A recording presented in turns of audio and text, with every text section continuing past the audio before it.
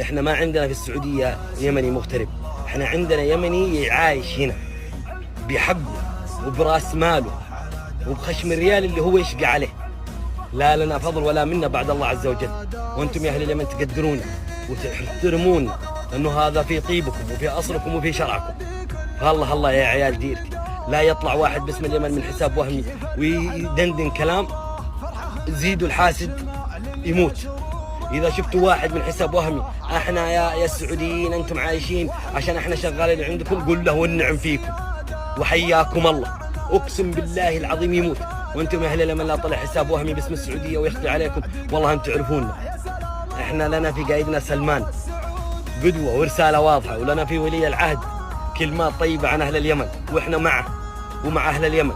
والحاسد يموت والله ثم والله ثم والله ان اي سعودي تلقوه انه يقول لكم مرحبا بكم مليون